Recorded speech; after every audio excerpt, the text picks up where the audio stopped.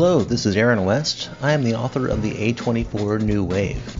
In this book, I look at A24's output and I make the argument that we are in a new wave movement right now. A24 plays a major role. This book has a supplemental podcast where each episode is a brief conversation about an A24 related topic, whether an actor, director, or even a genre. As I continue research for the book and conduct interviews, I expect to record podcast episodes with people involved with the company. You can find the podcast at cinejourneys.com or wherever you find podcasts, and we are proud to be members of the Someone's Favorite Productions podcast network.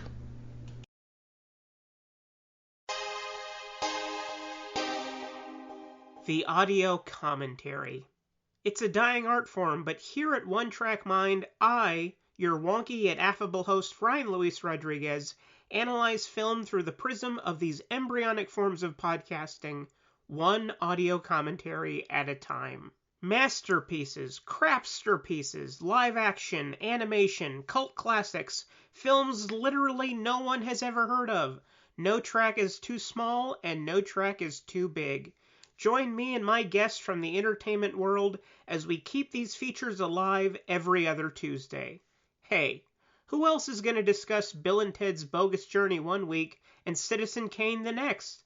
Us, that's who. Sure, you have to put up with my voice, but there's a certain give and take in this industry. That's One Track Mind, part of the Someone's Favorite Productions family and available wherever you get your podcasts.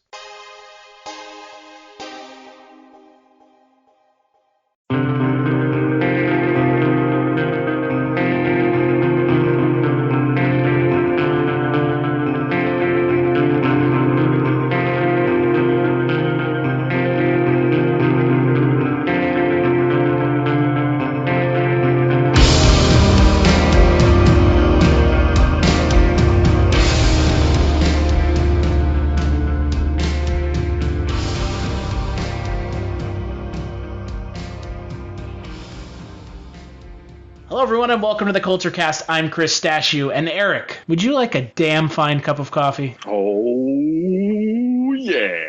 Edited down to 3 minutes in the movie because I don't want to be typecast. What a bummer. Oh, yeah. And we are joined by OughtFiveFilm's own Mike Wallace. How's it going, guys? I was thinking maybe like OughtFiveFilm's own or Zach Bagan's Haunted Museum's own Yelp 5-star review guy, Mike Wallace. Yeah, that's me. Yeah. And returning again, I think this is, 3 weeks in a row now? Everybody's correct, it is 3 weeks. Everybody's favorite comic book store manager, your friend and mine, Zach Pogany. Yo. And on this episode, we are finally talking about that little show that made David Lynch accessible to the unwashed masses, Twin Peaks, and a little movie that he made about it that got booed out of Cannes, because of course it did, apparently. Twin Peaks Fire Walk With Me. So wait. I've heard that's a fallacy, actually. Yeah, I know, but I mean, it's just such an insane story. It's such an insane thing that anyone would come up with. Yeah, I hope that it actually happened, but I'm afraid it did not. I mean, like, it begs the question, if people are willing to boo that out of Cannes, yet they sit through all that other just shit, what is going on? I like the idea that they actually watched the entire movie just to boo. It's called getting up and leaving. It's called They Got Nothing Better to Do. It's called They're Watching a Movie for Free. Yeah, there you go. Yeah, so, Twin Peaks Fire Walk With Me picks up at the beginning of Twin Peaks, the show, and a little bit in the post-show, I guess. Not really, but it's more a prequel to the original first season of the show. Obviously, now we've got 3 seasons of Twin Peaks, most recently with last year's Twin Peaks The Return, a.k.a. Season 3 of Twin Peaks.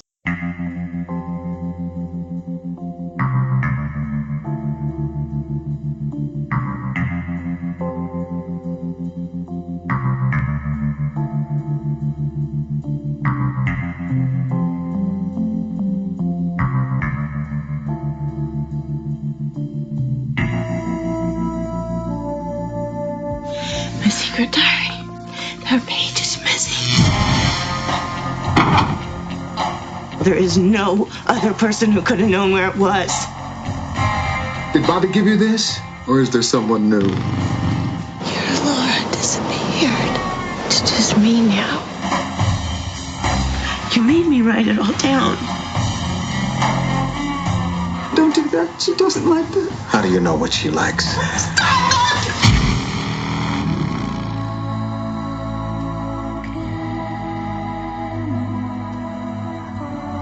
Who am I? I don't know.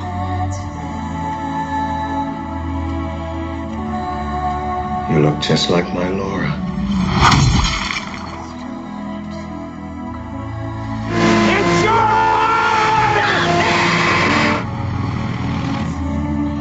Don't make me do this!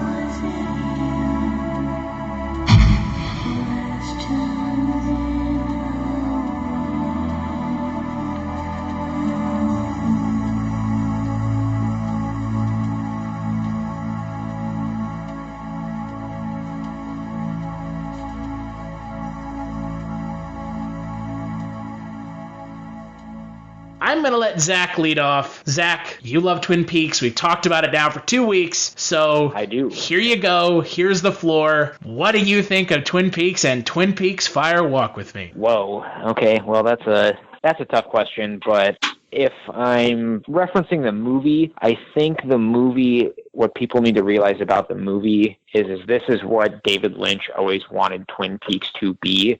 This is pure, unadulterated, the way David Lynch wanted to describe the story without a lot of the strange, just kind of, bad parts of the show that unfortunately, Mark Frost influenced.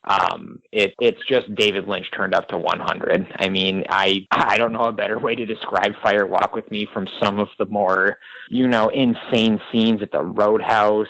That whole scene is not too the meeting between the convenience store, the Black Lodge meeting, all of this stuff. And the sad thing is the people that saw the movie didn't really get to see the movie because they didn't get to see all of the missing pieces that were eventually released in the Blu-ray, complete mystery set or whatever. So there's a lot to this movie that you might not have seen if you just picked up the DVD or the Blu-ray or got a chance to see it in theaters. So that's my at least initial thoughts on Fire Walk with Me, but I'll have more to say about the show as it goes on, but I don't want to talk for 6 hours, so. I mean, hey, you know what? I feel like we've talked about Twin Peaks a lot already. We've touched on it a fair amount in our previous 2 David Lynch podcasts. And to be fair, it is, it's admittedly hard to talk about David Lynch without talking about Twin Peaks because as awesome as his feature films are, it's kind of his work that, you say David Lynch and people say Twin Peaks. So... No, yeah. I mean, yeah, it's hard to, as much as David Lynch would like to, it's hard for people to separate Twin Peaks and David Lynch. Right. I mean, the truth of the matter is this is something that David Lynch just kind of enjoyed as a side project. This was never really anything that he, anticipated to be this just cultural phenomenon that it was. I mean, this really set the stage for what TV could be as a form of art.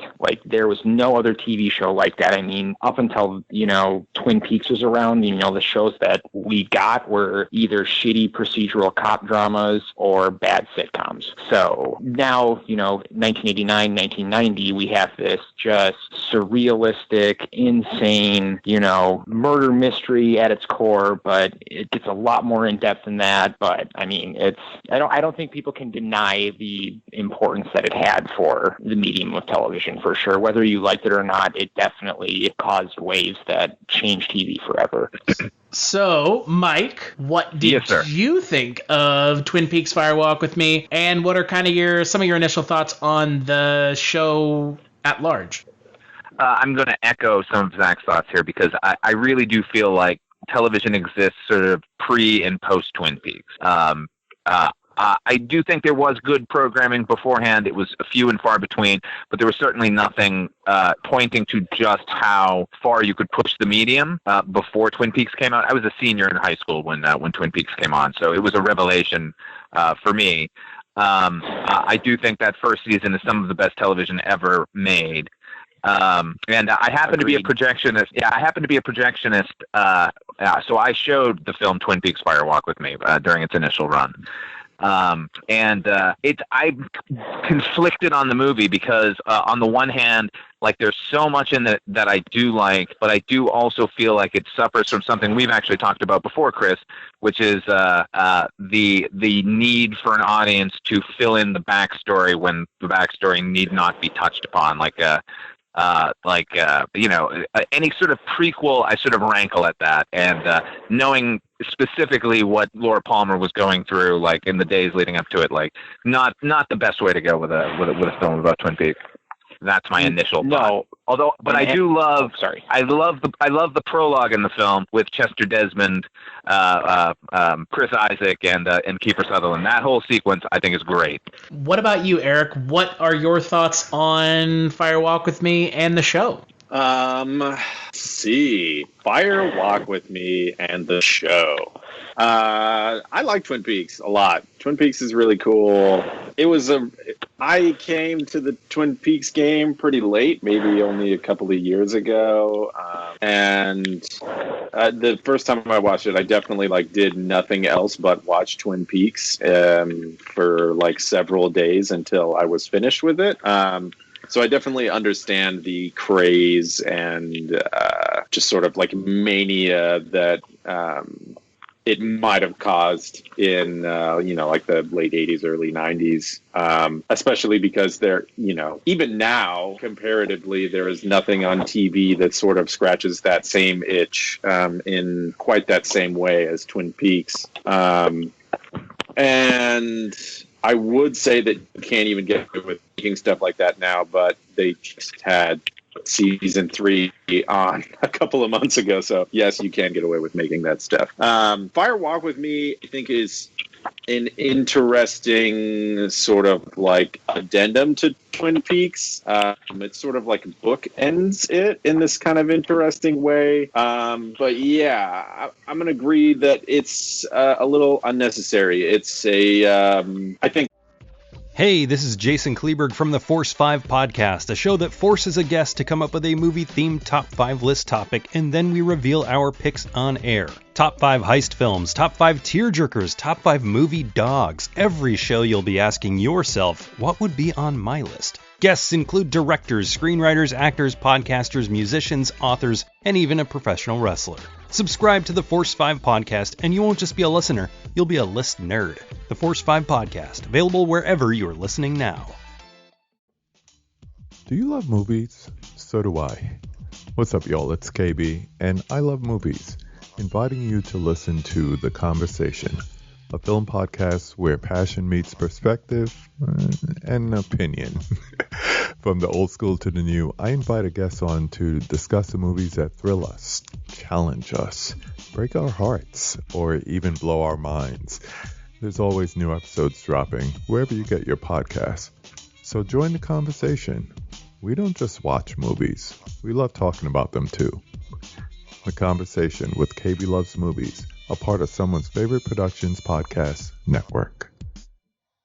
I would have liked, we eventually did get to see, sort of where things went much, much farther down the line. But I think a sequel to the show Twin Peaks as Fire Walk with Me would have, I think, been received a lot better. And I think might have told an even more interesting story than Fire Walk with Me told. Not that seeing things from Laura's perspective in the sort of days leading up to what then becomes the show isn't interesting, because there are a lot of really interesting parts, and this movie has some really heavy, messed up sequences, and the subject matter is pretty dark for the most part. It's much, much, much darker than the show really ever got. And I don't know if that's the way that Lynch wanted it to be the entire time, or if this is really the story that he wanted to focus on instead of, Cooper and everything else that sort of happened and went downhill and then maybe back uphill in season 2. But I don't know. This is a really interesting movie. It's, it was the first time I watched Fire Walk with Me, I hated it. And rewatching it again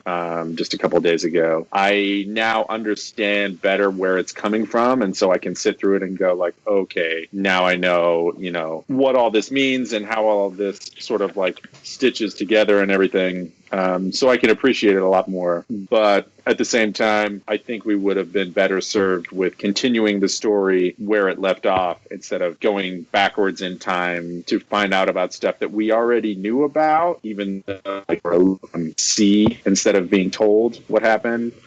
I just think it's unnecessary, and it's not adding any. It didn't add a lot to like the mythos of Twin Peaks until maybe The Return, which I think it fits better with The Return than it did the original series. Well, I'm going to echo a little bit of everybody. For me, Twin Peaks Season 1 is very similar to me to True Detective Season 1. It's almost perfect television. It's about as good a singular season of TV as you can get with TV shows. Obviously, Twin Peaks was on a public station, public as in over the air, as opposed to a paid channel like True Detective was. So the constraints are different. Twin Peaks always, like you guys have kind of said, some of it felt like it was in a box because it was on CBS, correct? So because it was on CBS, they couldn't show nudity or use language. Obviously, Twin Peaks Fire Walk with Me. May I interject? It was actually on ABC. Okay, ABC. Sorry.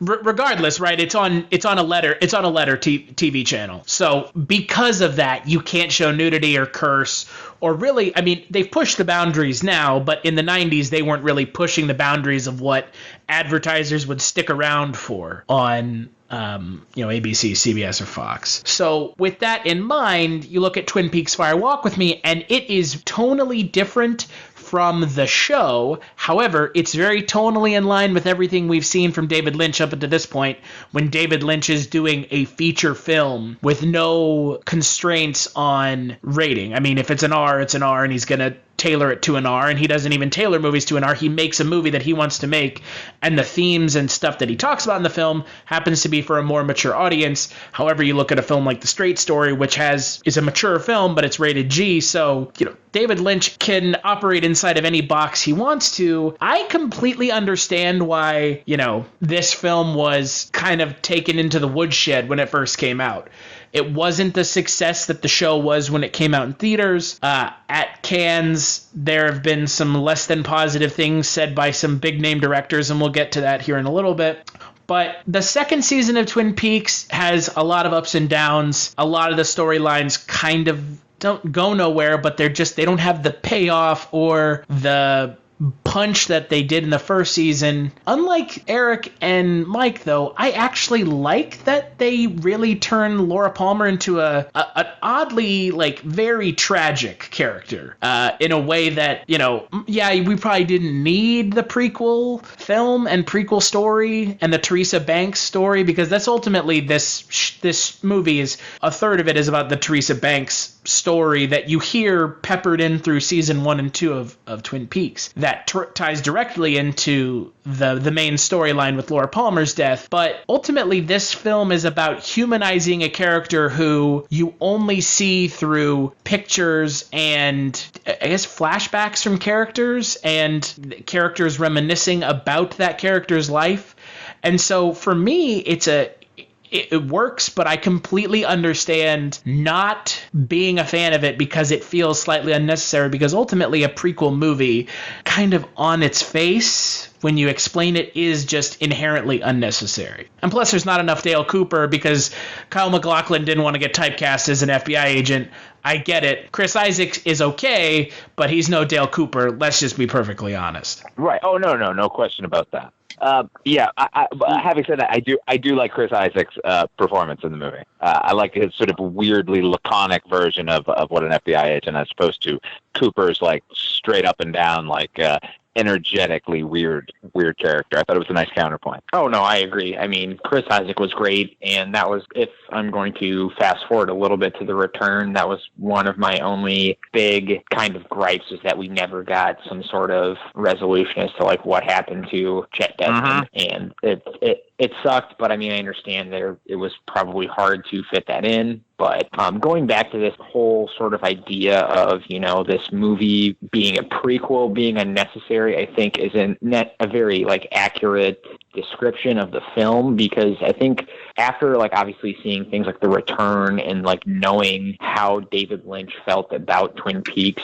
as a director, he always felt like Twin Peaks was a story about Laura Palmer, and we definitely needed to know more about Laura Palmer, because in the original series, really the only thing we got about her was that she was a dead body, that everyone, loved her, she was the homecoming queen, all of this stuff, but we never really got to, like, see into the character and, the origin of, the kind of descent into this, like, surrealistic, like, madness through her interactions with Bob and all these other things. So I think it's a very, very important film to kind of explain the greater, like, importance of Twin Peaks canon when we're getting into things like the lodges and, the origins of Bob and Judy and all of these other things. But the one thing we haven't mentioned yet is just David Bowie in this film. I mean, for what very little we get to see of him, and even in the theatrical release, we don't ever really get, like, a good exposition of him. But I behoove you, if you get a chance, to pick up the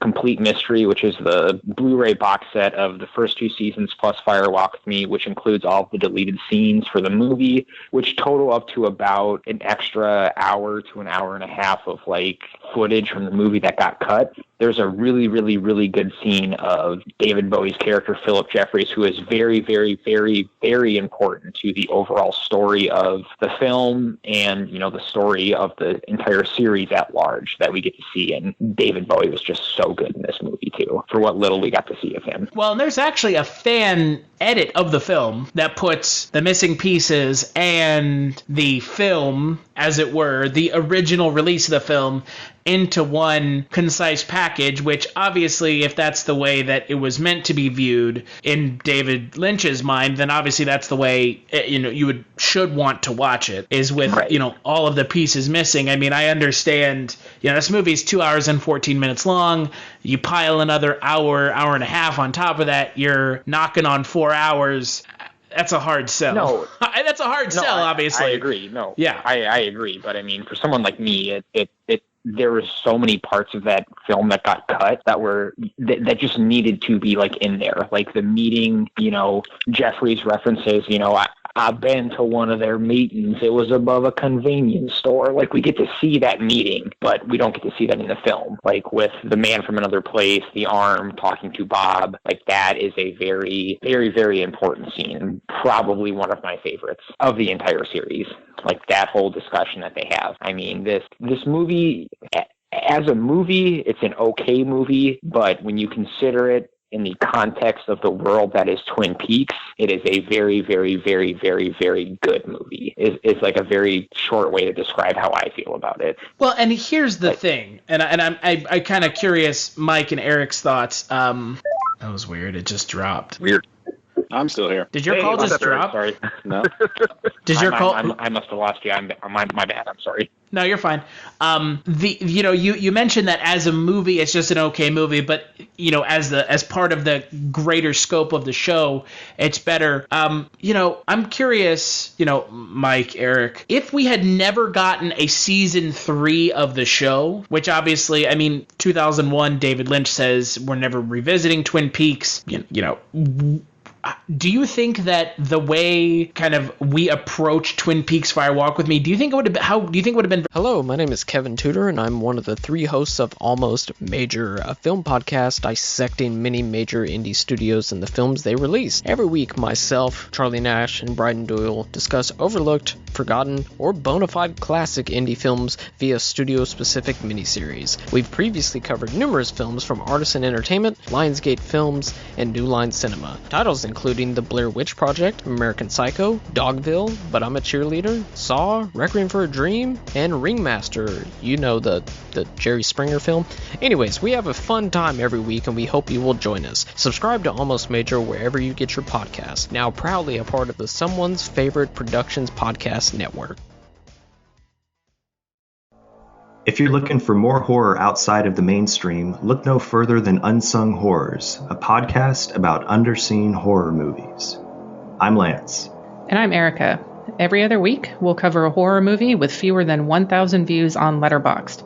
We'll even give you double feature recommendations to pair with the movies we discuss. From gothic to shot on video, from slashers to comedies, from giallo to J-horror. We'll cover all the subgenres, so join us as we unearth these hidden gems of horror. Follow us on Instagram, Twitter, and Facebook, all at Unsung Horrors, available wherever you listen to podcasts. And part of the Someone's Favorite Productions podcast network. Very different if we had never had a part 3 to the show? It sounds like that to me, because up until recently, what's weird to me is that could you judge this movie without having any knowledge of Twin Peaks, like just as its own thing? I don't think so. Like, no, definitely not, right? I agree. Yeah, no. So it's a weird kind of film in that, like, it's 100% dependent on your previous knowledge of it, and now it pays off in some ways in what was season 3 of it. So I don't know, because my opinion on the movie has changed over the years. Like, at the time, I was one of the people who thought it was brilliant, and I thought it was a fitting end to that series. And I've since kind of soured on the movie a bit. And if I could just speak I don't want to keep harping on the idea of even doing a prequel, but I will say this. One of the things that I think it robbed the series of is that when we watched the original series, Dale Cooper, for as odd as he was our through line. He was our eyes in that world. And so his knowledge of Laura Palmer was only what he was being told and what he was seeing.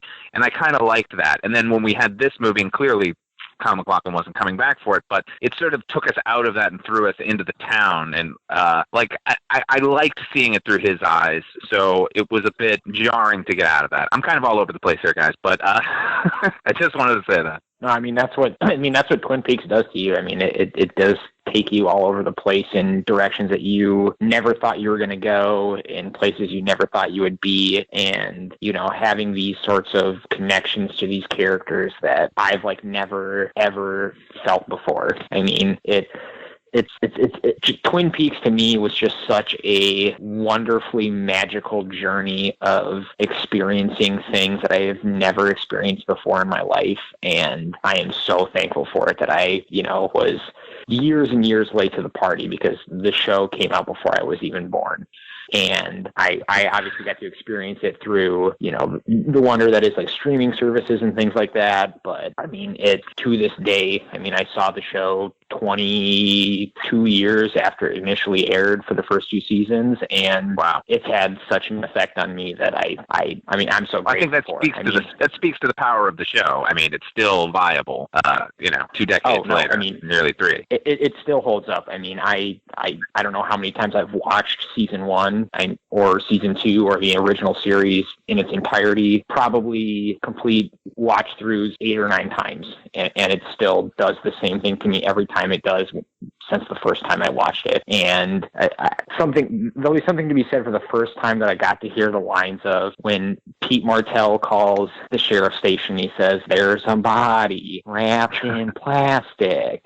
And I'm like, okay, this is definitely not what I expected the show was going to be. And just, there's just so many good things about the initial series. Not so much season 2. It definitely took a dip for a while there, but it redeemed itself. I mean, the pilot of this show quite possibly might be one of the best single episodes of television of all time. It's more of a movie than it is an actual, single episode, but yeah, and was released as a film in Europe. Yep. Because it was with that sort of tacked-on ending there. Yeah, it was marketed as a film in Europe if it didn't ever actually succeed. But the episode where we kind of find out who the killer of Laura Palmer was, albeit being forced and not the direction that David Lynch wanted to go with the show, is truly one of the most insanely good pieces of television of all time, is when we get to find out who Killer Bob was, and that whole kind of story is so good. Well, I think that, when we look at the show and we look at the movie and we look at The Return and the tonal differences across the 3, and the kind of the irony of Kyle MacLachlan saying, "Hey, I'm not going to return for the movie because I don't want to get typecast," but comes back 25 years later and says, "Hey, I'm going to do the show now." To me, it's disappointing. I don't know if I would have enjoyed Fire Walk with Me more, a lot more. I mean, it's still good, but I don't know if I would have enjoyed it more if Cooper had been in it more. And I know that that's kind of a complaint that a lot of people have about Fire Walk with Me, is that, you know, one of the best parts of the show is Kyle MacLachlan's Dale Cooper. Absolutely. And lacking Dale Cooper in the movie is kind of like, I would say, a Star Wars movie with lightsabers, but that has yet to happen. So it's kind of like, you know, it's kind of like apple pie without the apples. Like, it's not apple pie then. That's kind of Twin Peaks Fire Walk with Me. It almost feels like Twin Peaks light in a way, because it just doesn't, there's parts of the show that are so good that are missing. And again, that's David Lynch's initial vision. This is more in line with The Return, which is a much different take on the show. You know, we talk about Fire Walk with Me pissing people off. The Return did the exact same thing. The Return pissed off a lot of people because unfoundedly so. I guess people had never seen a David Lynch film before. So, okay. I mean, sorry. To interject for a little bit, I mean, what I've noticed as being the biggest criticism of The Return is that we had to deal with this like weird miasma of Cooper coming back, or, you know, being Dougie and all of this stuff. But to me, The Return was probably one of the most beautiful love letters to the character that was Dale Cooper. I mean, we got to witness, you know, this man kind of go on this journey of, at his core, always wanting to try and do the right thing, which was like saving Laura Palmer, and, you know, just genuinely being one of the most purely good characters in all of fiction. And I loved it. And I mean, I'll never forget the time where he finally woke up and, you know, got his mind back. Spoiler alert, sorry, but and he turns around and the faint, you know, notes of the theme song are playing in the background, and Bushnell Mullins says, you know, what about the FBI, Dougie? And he turns around and he says, I am the FBI. I mean, just give me the Kleenex right there. I mean, I bawled like a baby during that, because I was like, Cooper's back. And it took 16 hours for it to happen, but I was so glad that was the return of Dale Cooper. And I think for me, that's what makes Fire Walk with Me like kind of a little bit better now that the season 3 of the show has come out, because you don't ever really get to see Cooper post season 2, even in the movie. So you have to wait 25 plus years plus an additional 16 hours to finally see where Cooper actually has been, and him to come back into the world and be Cooper again. But at the same time, selfishly, like, again, as much as I love Chris Isaac, as much as I love the first kind of chapter of Fire Walk with Me, it really does feel like they were kind of scrambling around for, how can we do someone who's close to Cooper but not Cooper? Oh, because that's kind of what it comes off as, that first third of the film. Right, but and it almost feels like that they didn't even need that. But like, why not just jump right into Laura Palmer's story? And if that's the focus of the film itself, like, who cares that Kyle MacLachlan's not going to come back? Let's not even try and fake it.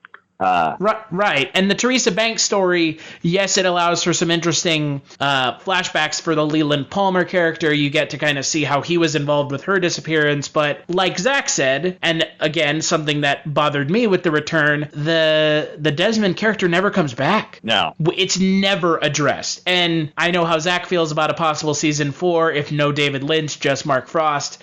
I think we can all be in agreement that would probably not be great. I wouldn't watch it. Ooh. Yeah, be more season 2. Although let me defend season 2 for one moment, which is like, I really actively dislike season 2. However, the final episode where Dave Lynch came back to direct it, the stuff in the Black Lodge is some of the scariest stuff, not only on television but on film, with that doppelganger of Laura Palmer. It is frankly terrifying.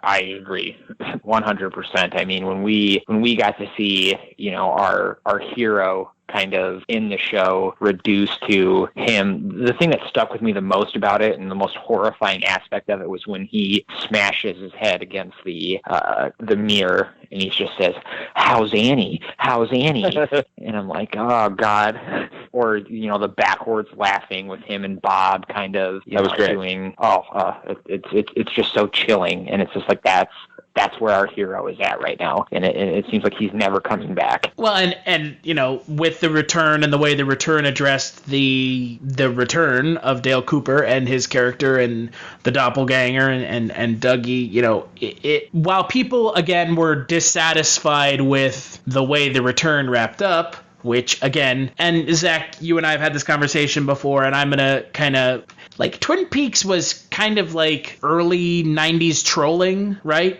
A little bit. Sure. Like David Lynch trolling the shit out of people that are expecting some sort of like soapy drama cop show. And I mean, as much as I love the Twin Peaks theme, like that's what that theme is meant to evoke. That's why they use that theme over and over and over again, is because it's meant to evoke that soap opera cop drama thing, that feeling that you get, or that recognition. And then you've got this surrealism layered on top of that, and a show that knowingly has like zero resolve. It doesn't resolve in a way that it makes many people happy, and it leaves more questions than answers. I mean, people sitting complaining about a show like Lost and never resolving. How about Twin Peaks, that it came back and it still hasn't resolved? And we may never get more, like, it doesn't bother me that it didn't resolve, because I know David Lynch. If you've seen a David Lynch movie, Lost Highway, Inland Empire, Eraserhead, if you've seen any of his movies, you know that a neat bow on the conclusion of the film is not what you are going to get. Yeah. Narrative ain't his thing. Yeah, straightforward, traditional narrative. Jesus Christ. It's funny. Yeah, the idea of early trolling, like I felt that at the time, like when the series finale. Now, obviously, they knew they were canceled when they made that ending, so it did feel like a big fuck you to ABC and the sort of people who need that like tidy bow. So let me just say, when Fire Walk With Me came out, like the notion that he continued to say fuck you, I'm not even going to tell you any of the story of that was continuing in Twin Peaks in any way. I'm going to go back to the beginning. That was also a bit of a troll. So I felt bad for people who like couldn't get into that idea. But at the same time, like, it is kind of a brilliant like move on his part to do both those things. You know what I mean? Like, right. Well, that's the thing about David Lynch that I feel like, Twin Peaks was popular with mainstream audiences, but I don't think mainstream audiences got it. And I know they didn't get it because, like we've been saying, they were the expectation versus reality. People, for the most part, who watched the show wanted things explained to them, and they didn't want to have to think, or not think, but they didn't really want to have to analyze. Like about a year or two after Twin Peaks came out, there was a television show. This was actually on CBS. It was called Northern Exposure. I don't know if you have any experience with this show. Right. Oh, okay. So it's like this guy goes up to this sort of Pacific Northwest town, and it's filled with quirky characters and everything. That's what mainstream America wanted from Twin Peaks. They just wanted happy, fun quirkiness, like set there. They didn't want the what is the hallmark of all of Lynch's stuff, which is this like layer of darkness beneath all of the happiness and quirkiness. So I mean.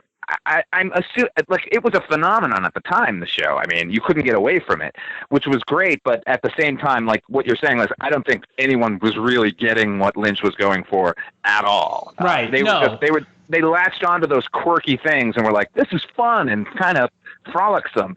And it's like, yeah, there's some really heavy shit going on here. Right. Like, I mean, I think we can all agree Dale Cooper is a cool character, but totally. He is a cool character in a show that is not cool in its like core, what it's talking about. It's talking about rape and murder, and in Fire Walk With Me, it's talking about incest, which that scene is awful. I mean, it's not bad, but you know what I mean. It's a very heavy subject. Awful. Yeah. Oh, and so, if you want to, on that note too, just if that bothers you, please do not read The Secret Diary of Laura Palmer. Oh, I'm sure. Oh God. I'm sure. That is a tough book to read. Yeah. And it's written by David Lynch's daughter. Yes, which is also another layer of weirdness, but... Right. But, like you said, Northern Exposure is Twin Peaks without the blue velvet that is in Twin Peaks. I mean, Twin Peaks really is Northern Exposure meets Blue Velvet. Like, that's, Blue Velvet, and we talked about this on the last Kulturecast, Blue Velvet really tones down the surrealism into a manageable level that allowed for mainstream audiences to more readily consume David Lynch. And Twin Peaks in a good way, obviously, dials that surrealism up, which makes it a much more interesting show than if it had just been Laura Palmer died, let's find who killed Laura Palmer. No, it's Laura Palmer died, but there's also the lodges, and there's the man with, the man from another place, and there's Mike, and there's Bob, and there's Garmin Boja, which still is the craziest shit on the show. Yeah, too many people sort of like keyed into not only just sort of the quirk on top, but the idea that this whole show, as much as it was an investigation into the murder of Laura Palmer, that wasn't the be-all, end-all of it. Like, people were just, like, screaming about, like, when are we going to find out the killer? It's like, it's totally irrelevant. Like, but that's what they had been programmed to care about. Right. In other, like, I mean, the whole who killed Laura Palmer, that I believe that's a direct troll and a direct criticism of a show like Dallas. Right. Whose entire later seasons of the show is predicated on the cliffhanger of who shot JR. It's the same thing. Who killed Laura Palmer? Right. I mean, that was always the intention of David Lynch, was to never ever reveal who Bob was or who killed her. Like, I mean, that famous scene where in the Black Lodge she whispers something to Dale Cooper. Like, that was never ever ever going to be revealed what that was. And through studio pressure and through like the imminent cancellation of the series, the studio is like, you have to like just say who it was or like come to some sort of conclusion, which is why we get this idea that it's Leland Palmer. But I mean, the whole idea of the show is to never ever ever reveal that. And we even kind of get that trolly aspect of that sort of, her leaning into Dale and whispering something into his ear in The Return at the very end of the series. The series ends with Laura whispering something into Dale's ear, and we don't hear what she said. Right. And again, let's be honest, if people wanted a tidy little wrap-up on The Return... You did not get that. And you're never going to, because ultimately what Twin Peaks The Return ends up being about is how good and evil are always locked in a struggle. Right, and I mean, that was at its core, back to The Return, that is what it was about. It was about this kind of cosmically strange battle of, like, fourth-dimensional chess that, the White Lodge and the Black Lodge were like embroiled in, with the fireman versus Judy. I mean, that's kind of what the Return boiled down to, because I mean, the fireman, I'm not going to get too much into The Return and the weird nuances of it, but I mean, that's basically what it was about, was the White Lodge versus the Black Lodge and how they were, manipulating their players on their board. Right. And that, for a lot of people, is not a wrap-up that they were wanting, because again, like we've been saying, like Mike said, like you've said, Zach, ultimately this show is more about the journey that we go on and the characters and how we experience those characters than the story that they're telling. The story is compelling, yes, but at the same time, like, who killed Laura Palmer? Who is Bob? Who is Mike? Like, the answers to those questions aren't nearly as compelling as the character drama that takes place between all of them. And nor could any answer to those questions ever, satisfy you. Right. Look, Mike and Bob are, Bob is a entity who can possess people, and he's looking to possess people, and he possessed Leland Palmer when he was a kid. Like, that, like, when you explain it to someone, it's like, oh, okay, like, that's not... Yeah, great. But seeing it occur without the explanation is terrifying. Yeah. And that's where the piss gets taken out. Yeah, that's what I say. Less answers. And you know what? And not to bring it back to the movie Twin Peaks: Fire Walk with Me, which I think we're discussing. Like, that ultimately is why I don't like the movie as much as I could, because I didn't want any answers to begin with, and this whole movie is one big answer. Like, it explains nearly every aspect of like minutia from the first two seasons. Like, I don't know, man. I think I agree. I mean, it definitely does provide a lot of answers that I probably didn't want answers to, but it also opens up a lot of questions that we're like, what the fuck? I didn't even know that was a question in the first place. Specifically, this idea of this super mysterious character that we get a lot more information about in The Return, which is this idea of Judy, or Zhao Day, or whatever they describe it as in the third season.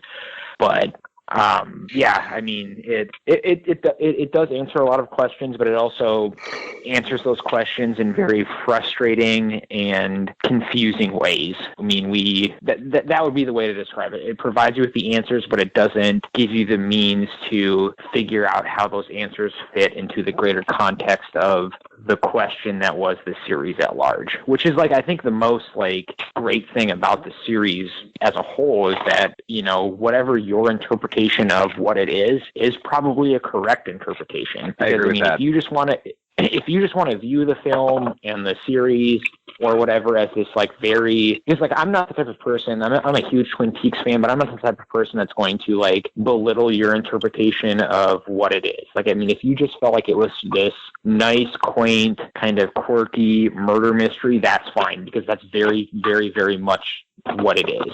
You know, if you want to get into some of the more like metaphysical, you know, weird kind of ideas the show presents, that's also fine too. And I think that's what resonates with a lot of people, is it is a very expansive and very open kind of idea as to what Twin Peaks means. And it's ultimately what it means to you, which is also very, very cool about it. But that's just David Lynch in general, right? I mean, that's what we've come to expect watching David Lynch this month as well, which is a good thing. Well, let's take a quick break and we'll play some messages, and when we get back, we'll finish up talking about Twin Peaks and Twin Peaks Fire Walk with Me.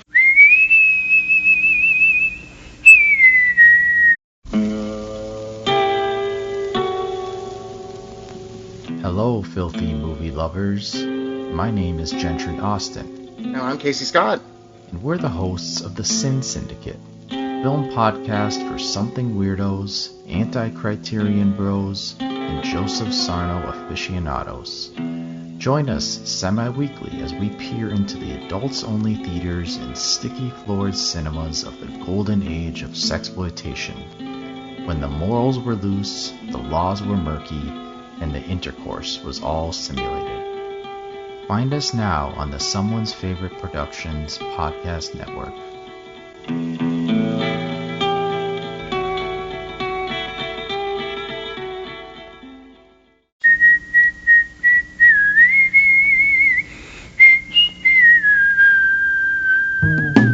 Who is Carl Kolchak? He's a reporter. Now that is news, Vincenzo. News! And we are a newspaper. We are supposed to print news, not suppress it. With the INS. What's an INS? Independent news service, sir. Founded in 1904 by Enrico Paluzzi. Who seems to have a nose for the strange and unusual. Well, last year in Las Vegas, I uncovered a series of murders that turned out to have been committed by a vampire. And what is the Kolchak Tapes? It's a podcast. All about Carl Kolchak. What's a Kolchak? The Night Stalker. And where can you get it? On iTunes, Stitcher Radio, and at www.kolchaktapes.com. As foolish a game as any that Gory the Ghoul could make up.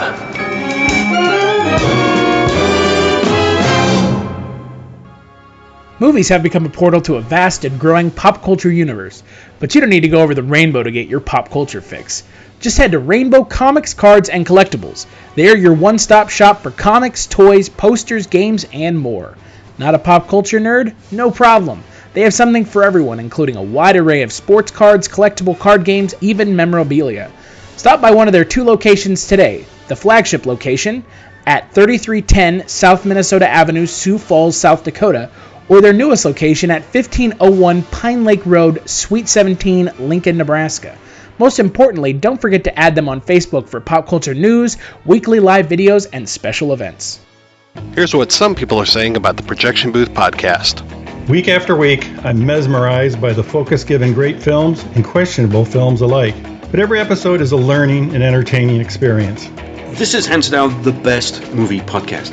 They cover so many different genres across so many years, from obscure movies to blockbusters. If there's only one podcast about movies and cinema that you listen to, make it this one. The Projection Booth Podcast, with new episodes available every week at projectionboothpodcast.com.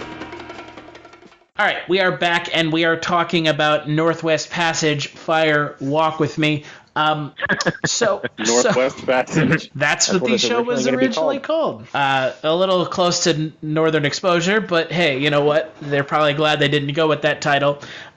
So I'm curious, you know, we talked a little bit about the initial response to Twin Peaks Fire Walk with Me. Obviously, like we said, Twin Peaks, the original show, widely kind of applauded by the critics. People loved it. It was part of the cultural framework of the early 90s TV. The movie comes out, like Mike said, there are varying stories about whether or not it got booed out of Cannes. The co-writer, Robert Ingalls, of the film said that never happened. I would like to believe that, but I would assume that there's probably a kernel of truth to that. And, it was a very polarizing film at the time. That the polarization has mellowed out since, especially with the release of The Return last year. However, I'm curious, have any of you guys heard this? There's a quote from a very famous filmmaker. I think I know what you're going with. I think I know where you're going with this. Yeah, okay. Are we talking about Quentin Tarantino by any chance? Yeah, Quentin Tarantino's quote. Have you ever heard this quote, Zach? I believe I have, yeah. But okay, so Tarantino, who was in attendance for the screening of Fire Walk with Me, said, "After I saw Twin Peaks Fire Walk with Me at Cannes, David Lynch has disappeared so far up his own ass, I had no desire to see another David Lynch movie until I hear something different. And I loved him. I loved him." That's a little surprising quote from someone. Yeah, but Quentin Tarantino has disappeared up his own ass too. So no, I agree, but let me just say this: for someone who's made his entire career of basically just ripping off every film he's ever seen, maybe he should crawl up his own ass and produce something as half as interesting as anything David Lynch has done. Well, that's the problem here is David Lynch has made his own way in Hollywood. He is the American surrealist filmmaker du jour. I mean, he is. Mm-hmm. When I think of American surrealism, I think of David Lynch, and for Quentin Tarantino to say that is like you said. Dude, come up with an original idea. It might kill you, but try. Yeah, do one thing original, motherfucker.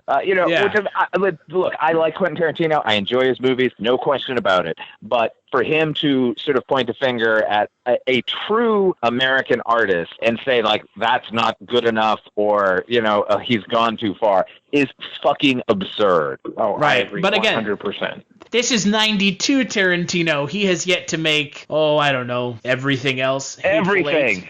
Yeah. Hateful Eight. Yeah. Inglourious Bastards. Django Unchained. No.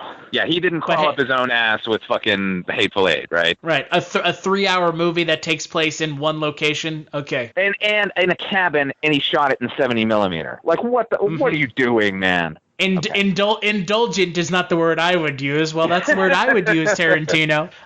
And, we've talked again about the necessity for a prequel film, and I think that we've kind of beaten that, horse to death. I think some of the more interesting things that shaped this movie for me, because obviously, outside of what's on screen is, Laura Flynn Boyle being recast, as by Moira Kelly, which, the character of Donna Hayward in the film doesn't feel like the character in the show at all. No, not at all. Yeah, it definitely strips away the innocence of the Donna Hayward character from the original series by far. Right? All of a sudden she's on a table and having her nipples sucked? Okay. Yeah, because Donna's character to me was always sort of the foil to Laura. It was always, the more we learned about Laura was the more we learned that she was this kind of, in the context of the show at least, was this very sexually depraved kind of wild thing, whereas Donna was this very,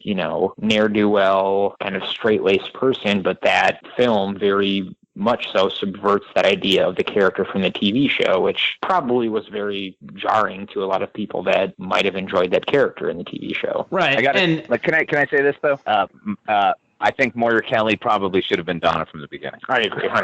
Well, she seems much more innocent than Laura Flynn Boyle. Laura Flynn Boyle seems like a shark underneath that skin. Yeah. Well, and that's another thing that, again, if you look at the backstory for the show, it's a persistent rumor. No one would have admitted to it then. They'll probably admit to it now. Laura Flynn Boyle is the reason that we never got to see Audrey Horne and Dale Cooper have a relationship on screen. Verifiable. That is 100% verifiable because they were dating at the time. Right, so. Which means she wanted him all to herself, even though, whatever, Laura Flynn Boyle. Okay. That was my biggest gripe throughout. That truthfully was my biggest gripe throughout the entirety of whatever Twin Peaks was, is that we never got to see this beautiful reunion between Audrey Horne and Dale Cooper.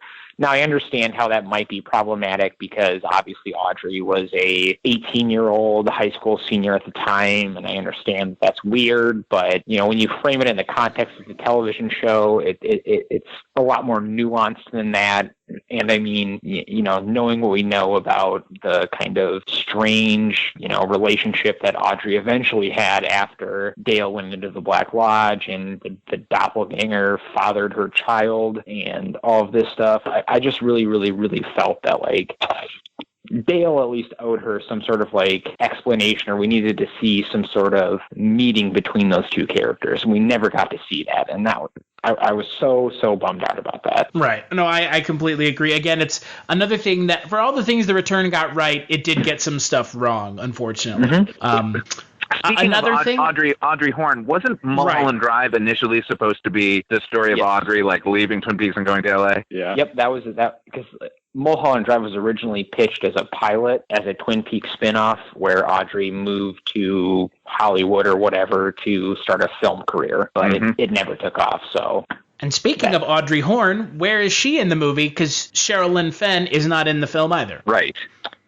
Well, she has always said that she has said, like, it was a scheduling conflict, but I think we all know that like her and Lara Flynn Boyle and Kyle MacLachlan all just didn't want to do it. Right, which is funny considering how Lara Flynn Boyle doesn't even show up in the film anyways. Yeah, exactly. And it not missed. I don't know. Yeah, no, Lara Flynn Boyle for me, her character in the show always feels like whenever she's on screen, I'm just like, eh. Yeah, oh, exactly. I'm just going, please cut away from this B plot already. Go. What's Shelley up to? Let's go see what Shelley's doing. Yeah, anything is more exciting than her character, unfortunately. And then later in season 2, James Hurley gets roped into that as well, which brings his character down.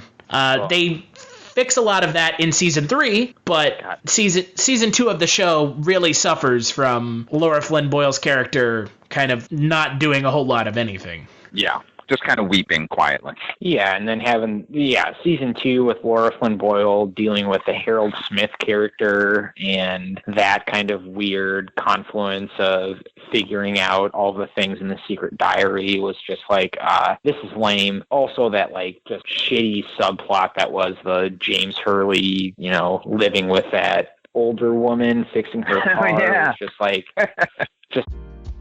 Are you a film fan who loves the ultimate home video experience? Look no further than The Disconnected. Your host, Ryan Verrill, is your go-to source for the latest and most accurate information on home video releases, exclusive interviews with industry insiders and filmmakers, and has established a thriving community where every film and physical media enthusiast feels welcome. From hidden gems to blockbuster hits, The Disconnected brings you insider knowledge and a welcoming space to share your love of cinema.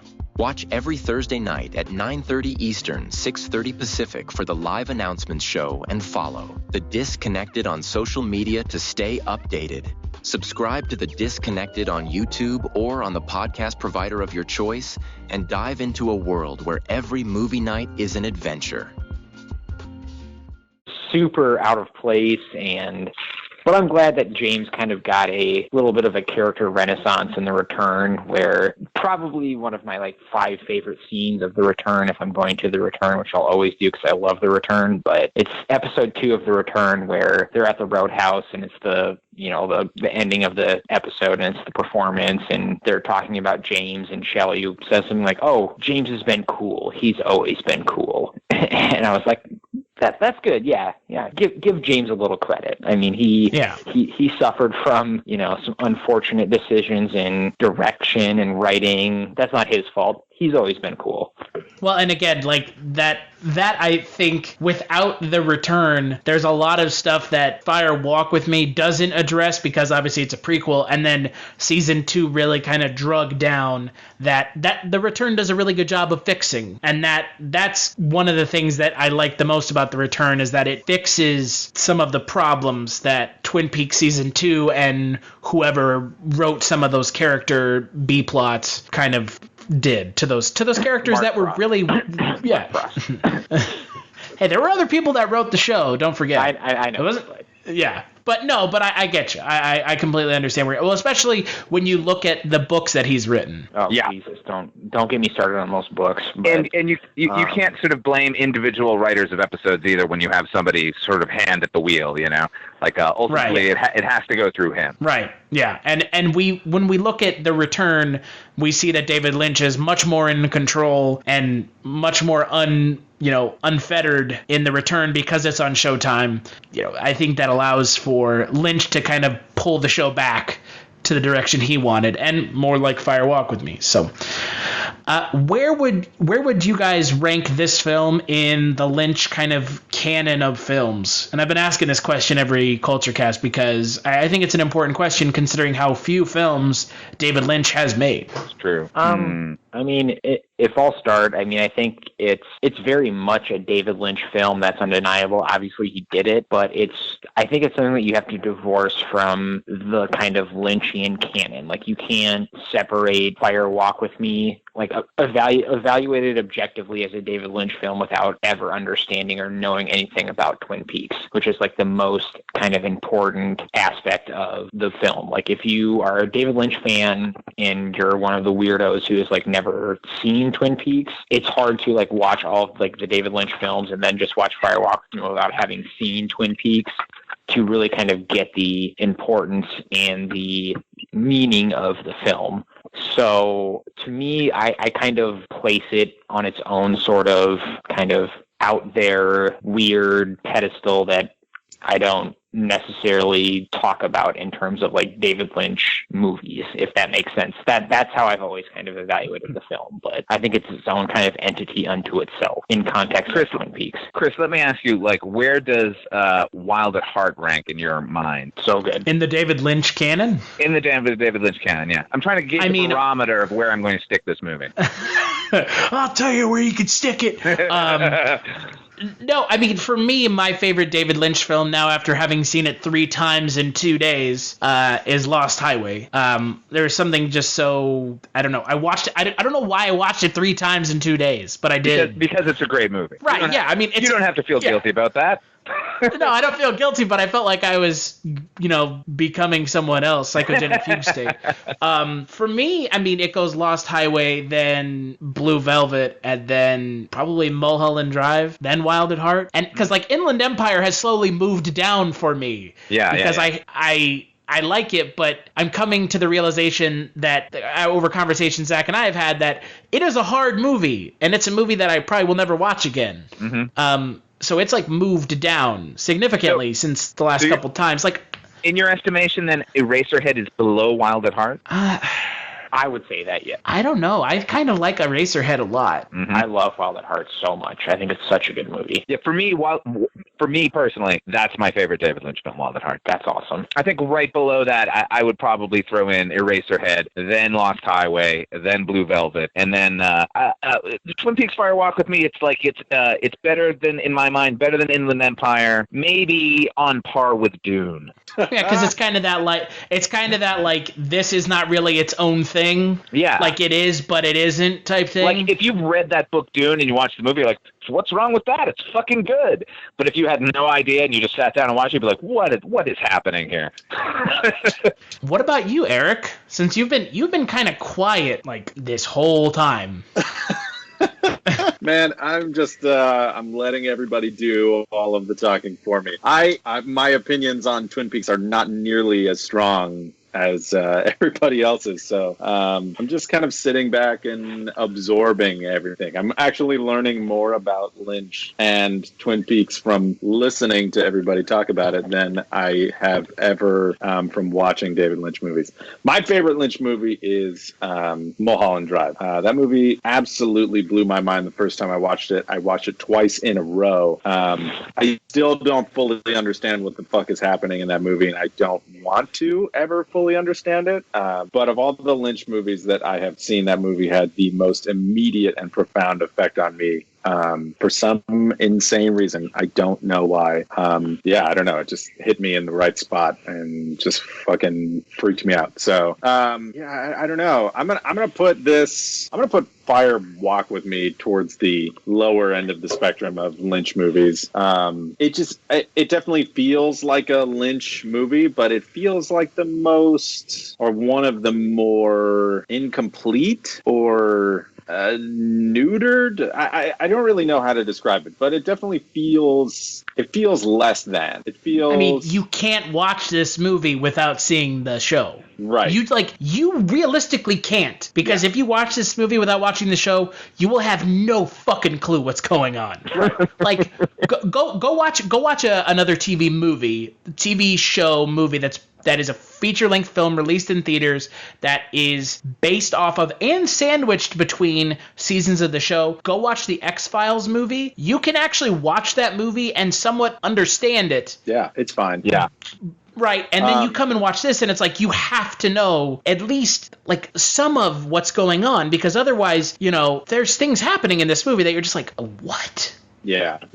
And it's not what because you're confused. It's what because you literally just don't know what it's in context to. Yeah, exactly. You have no frame of reference for anything. And I think if the movie had as much effect on the show as the show did on the movie, and we can sort of go around and say that, maybe the movie had a lot more effect on The Return than it did on the first two seasons. But I don't know. Did it really? Would the third season of Twin Peaks have made any less sense if we didn't have the movie and just had the first two seasons of Twin Peaks? I honestly believe you can just watch all of Twin Peaks and skip Fire Walk With Me and understand everything just as much as somebody who's watched Fire Walk With Me. I don't think it adds anything. I agree with that, yeah. To the story that needs to be there. And that's why I think it's the weakest. In my personal opinion, it's probably the weakest David Lynch offering. I mean, Dune is a whole nother thing. I think Dune is hilarious and awesome and super cool. But that's just, I like Dune for different reasons than I like, his other films. But I don't know. I think this movie, because this movie can't stand alone, and it also doesn't add enough to the story and the mythos of Twin Peaks as a whole, I think it's just sort of useless. It's just kind of like an empty boat adrift in the middle of the ocean. I think the real question is was anyone else disappointed that Michael J. Anderson wasn't in The Return? Because he's a psycho, right? Oh, he's crazy. Dude, they had some way bad falling outs. I mean, the most hilarious. Well, didn't he accuse David Lynch of molesting his daughter, and that's what he was making a movie about? And killing Jack Nance. That was the big thing. Yeah. But the most funniest thing I've ever seen from Michael J. Anderson was, I think it was episode 3 when we got to see the evolution of the arm, which was basically just a tree. And Michael J. Anderson, his last Facebook post was, "A fucking tree. Are you kidding me?"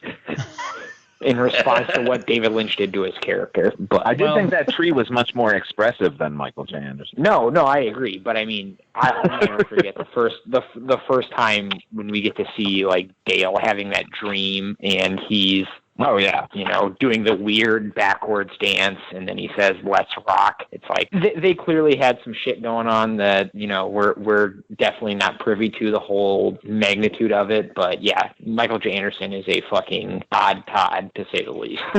Yeah, I mean, Michael Ontkean not coming back, I get it. That was the toughest thing for me. That might have been the toughest. Yeah, oh yeah. That's the biggest. I mean, we talk about the big bummers from The Return. Twin Peaks, the Fire Walk With Me, you feel the loss of Cooper, but the story isn't Cooper-centric anyways. And what's crazy about it, too, is that, Michael Ontkean wasn't ever supposed to be the original casting for Sheriff Truman. The original person that he wanted to play that character was the person that played him in season 3, which was whoever played Frank Truman. I forget that guy's name. He's a really, really good actor. Yes, that was the original choice for Sheriff Truman, Harry Truman. Right. And so when you come back to The Return, you feel that the loss of that character, because his interplay with Dale Cooper is, again, one of the best parts of, for all the things that The Return misses, it gets more right than it misses. It sure. does, but it was just so hard when he,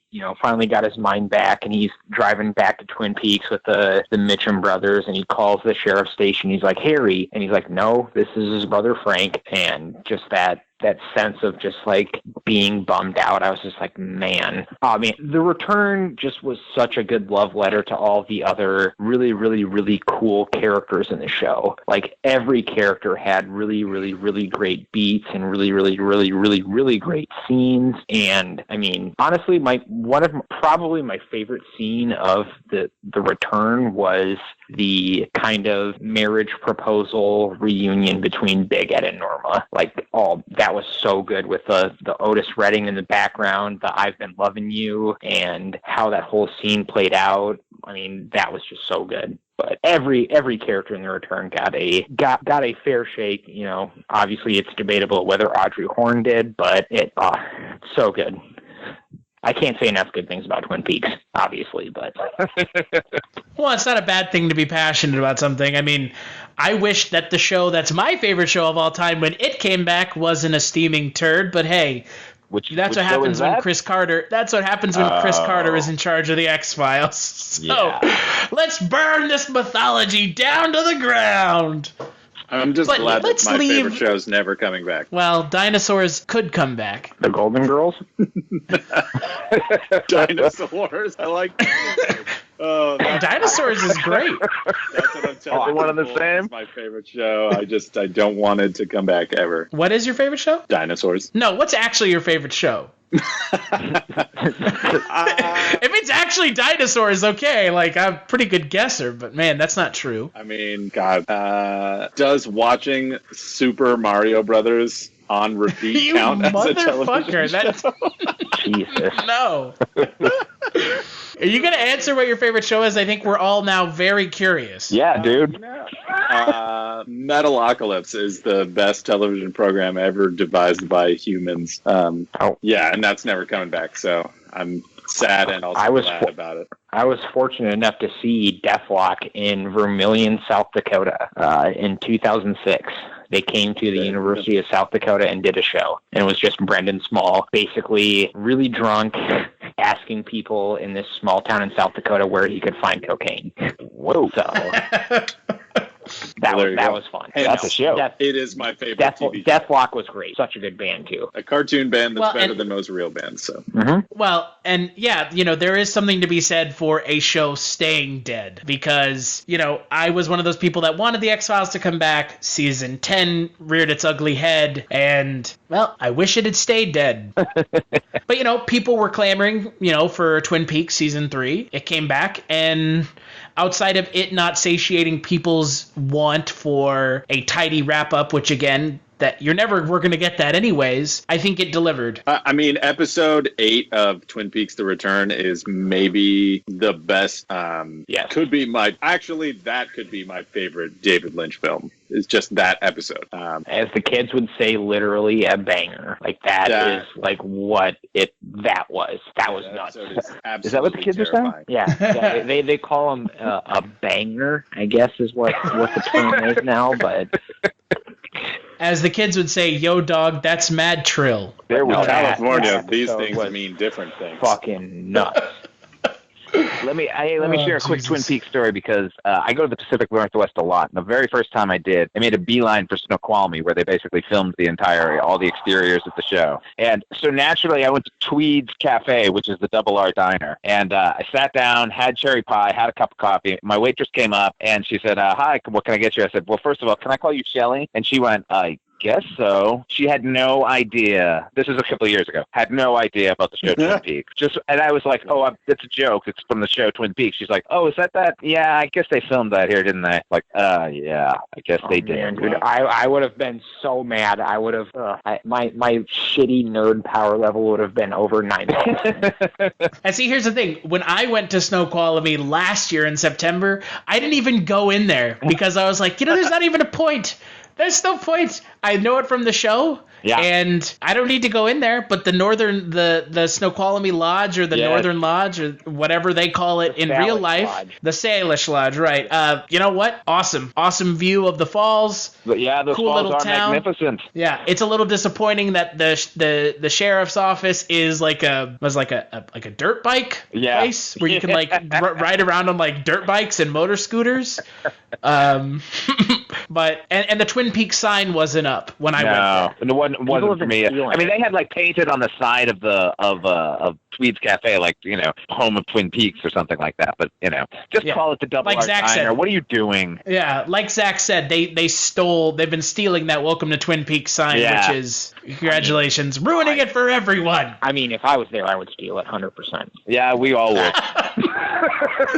I mean, yeah, you're probably not wrong.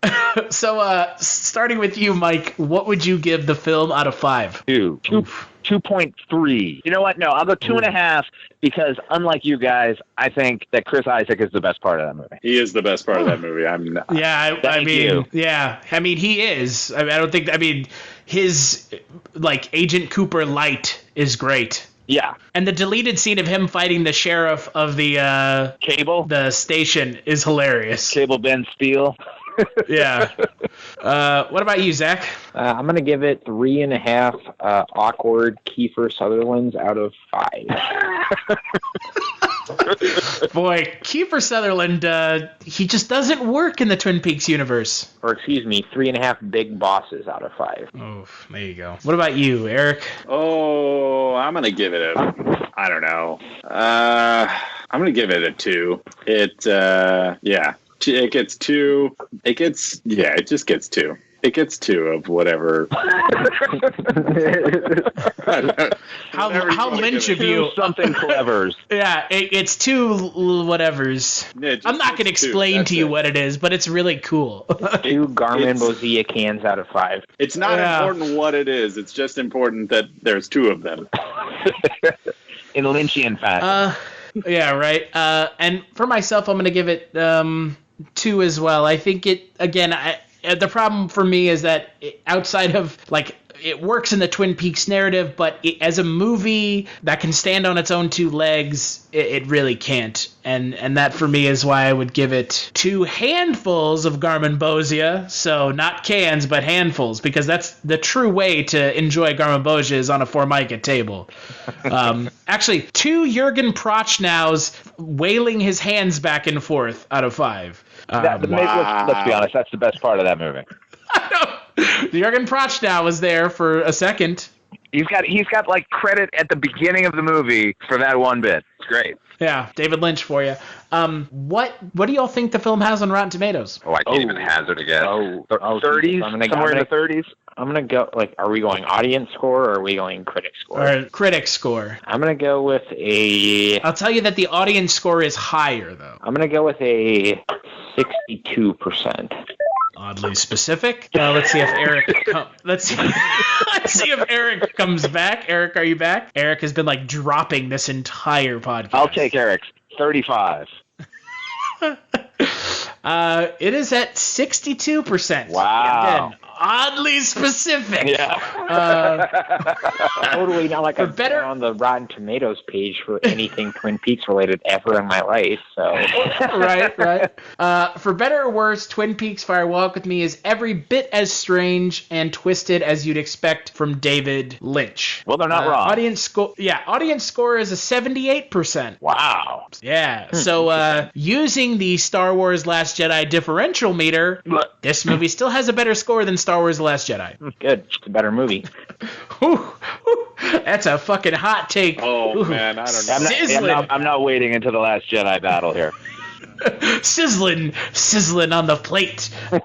What's new with you, Mike, and OughtFiveFilms? Oh, what's new with me? I saw Spielberg's new movie, The Post. He has a new movie? Yeah. Eric, it was really good. Ready Player One, is it that one? No, it's not that one. I'm not talking about that. I'm talking about mature Spielberg. No, this was good. Oof. It was good. A lot better than the last one. The Don't you mean boring, Spielberg?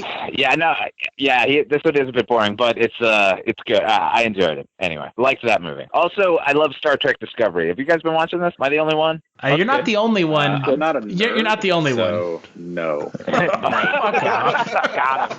You're not a fucking nerd. I'm not a nerd. That's what I've been up to. That I'm touring people around a fucking haunted hotel every day. Museum, pardon me, not a museum. And getting 5-star Yelp reviews. Yeah, man, because I'm goddamn good at my job. Have to come by. I've been watching. Yeah, please do, man. Every Saturday, and I'm like, oh my god, I have to go see this fucking place. Yeah, you do. What about you, Zach? What's new down at the best little comic book shop in Lincoln, Nebraska? Oh, plenty of good things. I mean, we're... Wait, you guys have more than one comic book shop there? Yes. We have two. Two technically, but one is not on this side of town, so I don't go to it. Yeah, fuck that then. Right? If it's not within 5 minutes, why would I go there? Yeah, no, it's pretty much business as usual. I mean, we're doing a lot of new things. We're doing a open board game night on Thursdays now, which I know Chris has definitely been a part of. We partook in the wonderfulness that was the Bloodborne card game, which I'm sure you can say that was very, very fun. It was a lot of fun. Yeah, As a first playthrough, though, right? it was a lot of fun. Yeah, fucking nerds. Star Trek stuff. Bloodborne card game. Wow. Yeah, no, just doing that, and then obviously new releases every Wednesday. And this is definitely not just a shout outs to Rainbow, but anybody listening anywhere, go out and support your local comic shop. These people are great people that work there and run the businesses you love to hang out at. So go out, support them, buy their books, and get reading. Reading is good. It is. It makes you smarter. Okay. I just like the pictures. It's true. Makes you know better good things. What about you, Eric? It's been 2 weeks. You were dead last week, from all accounts. Yeah, you were sick. I came down with the AIDS. Jeez. Whoa. Holy shit. What? You heard it here first. Apparently Eric has AIDS? No, I have the AIDS. It's a different thing. Yeah. Oh, Jesus. Yeah, it's not an acronym. It's just the word AIDS. Oh. No, I got super duper sick, sicker than I've been in 20 years. I like that you said no, no, I don't actually have AIDS. I don't actually have AIDS. Sorry. Oh, I was worried for a second. I actually had AIDS, and somebody out there is gonna have AIDS, and they're gonna listen to this, and they're gonna be like, "Oh, me too." And I'm just gonna be like, "Nah, sorry, not me too." I mean, I don't know, man. For all I know, living that rock and roll lifestyle, I could have AIDS, but no.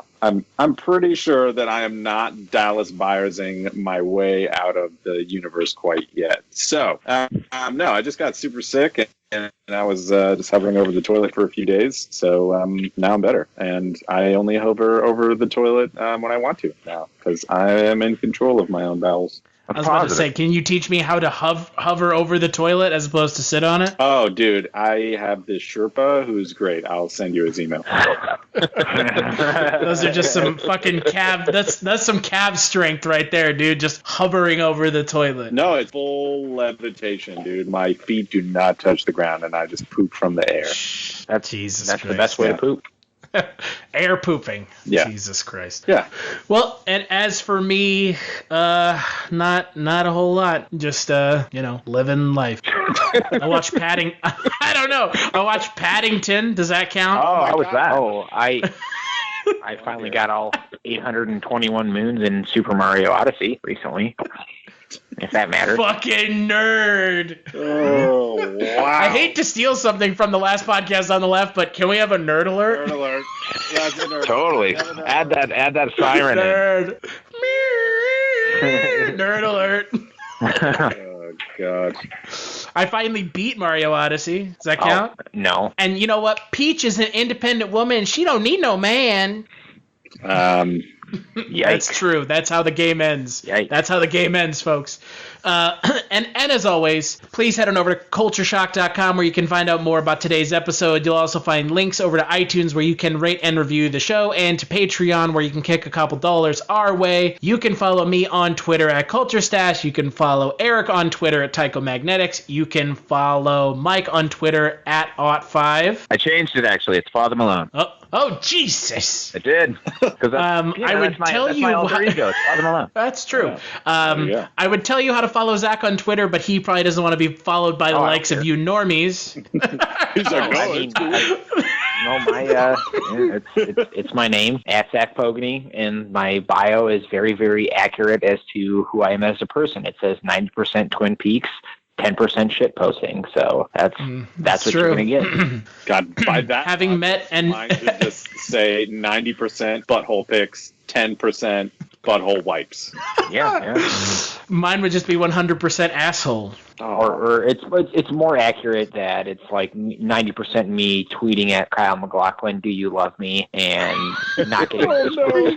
He responded. Oh God! Just like my God. Daddy MacLachlan.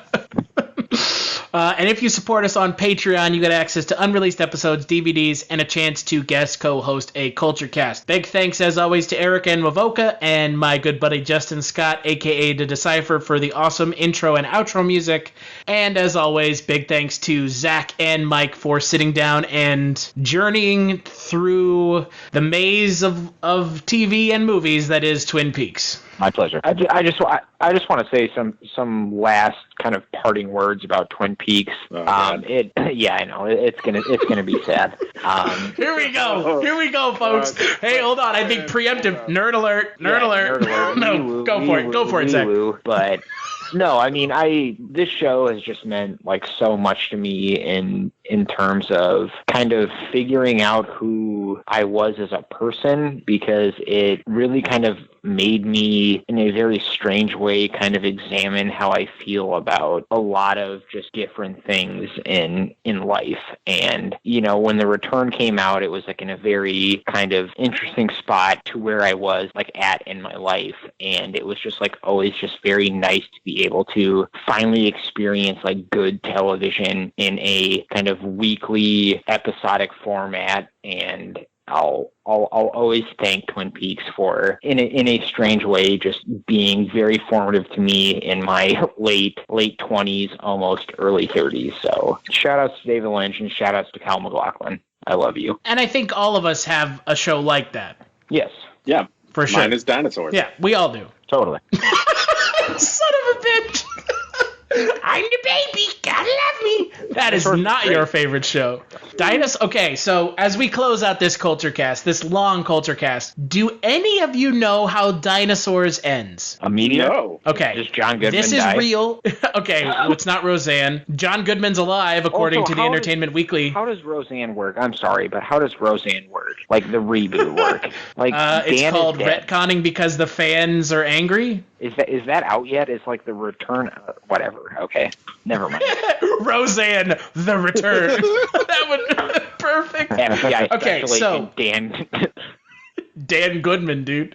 Okay, so this is how we're gonna close out this Kulturecast. The way Dinosaurs ends. I'm not even joking. Imagine, if you will, a children's TV show about puppet dinosaurs, full-size puppets, including a pink little baby who captures the nation's heart with his "I'm the baby, gotta love me." Let's be real. This was not a catchphrase. children's show. This was definitely just geared towards adults. Yeah, it's right. The way the final episode of the show ends is with it turning out that the dinosaurs, through the use of fossil fuel, have destroyed their environment and brought upon the Ice Age. And the final shot of the show is the dinosaur house frozen in ice, with all of the dinosaurs dead inside. Yay!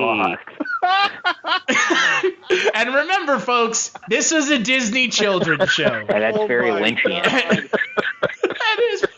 And with that, we'll see you on the next Kulturecast. They can bring it back. They can thaw them out. Oh man, two-step, posted with the crew. Yeah. You know how we do, I'm just two-step, drink in my right hand, phone in my other hand, getting to the money, oh man, two-step, posted with the crew, Yeah. You know how we do. Hey, two-stepping, know what I'm saying? 1, 2, 1, 2. Benjamin, aka the Black T, you know what I'm saying? Catch me with my crew every day.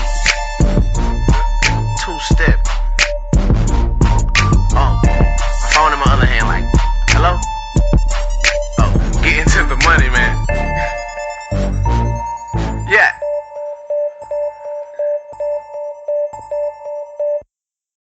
Hello and welcome to Tumbleweeds and TV Cowboys. My name is Hunter.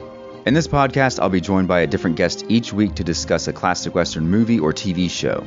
I've been a fan of classic Westerns for as long as I can remember, and in recent years they've become very nostalgic for me. I love the aesthetic, the tropes, and I love seeing different filmmakers' takes on them. At their best, they're incredibly entertaining, rewatchable, and some of my all-time favorite movies are Westerns. We'll mostly focus on Western movies made in Hollywood, but we'll also be covering spaghetti Westerns, and one thing I'm very excited to get into are Western TV shows. I've got some amazing guests coming on the show, film professors, historians, and podcasters, and Tumbleweeds and TV Cowboys is part of the Someone's Favorite Productions podcast network, and many guests on the show will be from other shows on the network. Thanks for listening.